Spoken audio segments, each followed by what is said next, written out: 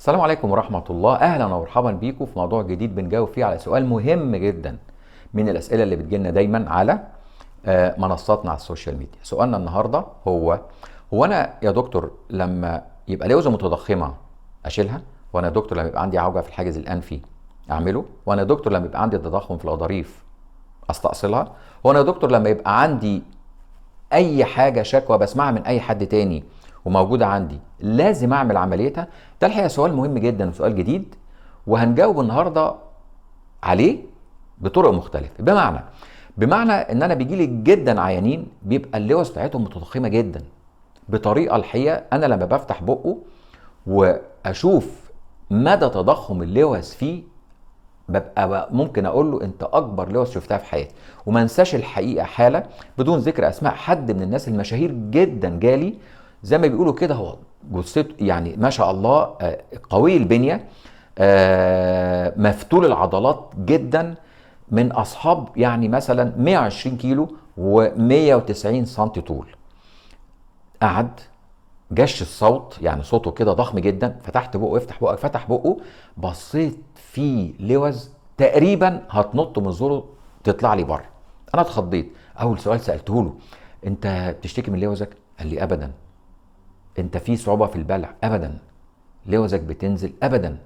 طيب نقول اعراض اللوز مثلا، في مشاكل في ركبك، في كذا في كذا؟ ابدا. طيب انتوا متخيلين انا كنت ممكن اقول له انت عندك لوز وتتشال مع هذا التضخم الفظيع اللي انا شفته؟ ولا جبت له سيره ولا قلت حاجه. الحقيقه ليه؟ هو ده سؤال بقى المهم جدا. الحقيقه لان هنسقط التضخم اللوز ده على حاجات تانية كتير. ان 85% من البوبيوليشن او الشعب عموما عندهم عوجه في الحاجز الانفي، وده موجود في كل الابحاث العلميه اللي على مستوى الدنيا كلها. ولكن احنا لا نتدخل جراحيا الا مع المريض او مع الشخص اللي بيشتكي، مع ان عنده مشكله عضويه، اهو عنده عوجه في الحاجز الانفي، ولكن لا نتدخل الا لما هذا الشخص يشتكي ان انا عندي، مش ما حدش يجي يقول لي انا عندي عوجه في الحاجز الانفي، لكن يقول لي انا عندي صعوبه في التنفس، عندي ناحيه بتنفس بيها اكتر من الثانيه، عندي مخاط، عندي صداع، عندي بلغم، عندي كل الكلام ده. بص في مناخيره الاقي في عوجه اقول. لكن افرض بصيت في مناخيره ما لقيتش حاجه.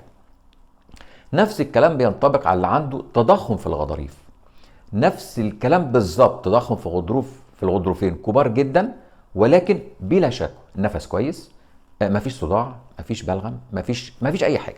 طب ما نشوف الحالات دي كلها ونحطها تحت عنوان ايه؟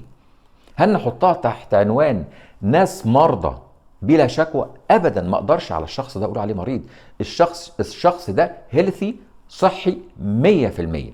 الله، طب امال هذا التضخم يا دكتور اللي انت قاعد تقول تضخم في اللوز وتضخم في الغضاريف والعوجاج في الحاجز الانفي، نعمل يعني ليه حصل هذا التضخم؟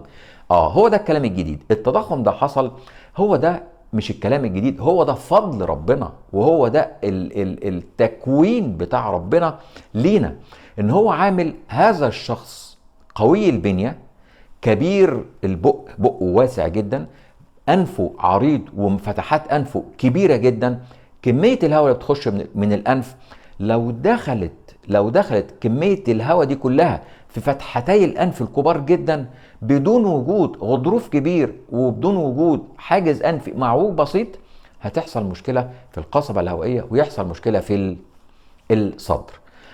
اللوز الكبيرة جدا دي اللي موجودة عنده، اللي هي مخلية صوته أجش وصوته يعني حلو الحقيقة، ما لا وبدون أي شكوى، هي دي بتساعد على البلع، بتساعد على إن الهواء اللي داخل من أنفه والأكل اللي داخل من فمه، كل الكلام ده مع كله تكوين زي ما بيقولوا هارموني مع بعض، مع هذا الجسم الممتلئ الكبير العريض الطويل. كل الكلام ده كله مع بعض ده تناسق رباني ما بين أعضاء الجسم وما بين الأعضاء الداخلية جوه الجسم.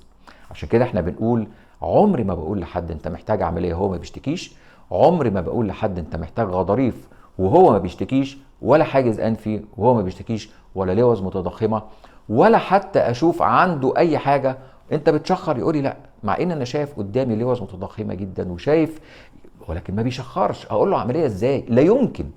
خدوا بالكم الموضوع ده مهم جدا، وما تنسقش ورا حد يقول لك انا لوز كبيره فاروح اعملها، وانا عندي حاجز انفي معوج واروح اعمله. لا، الاعراض هي اللي بتحدد الاعراض هي اللي بتحدد عملياتنا نعمل ولا لا، ونعمل في انهي منطقه.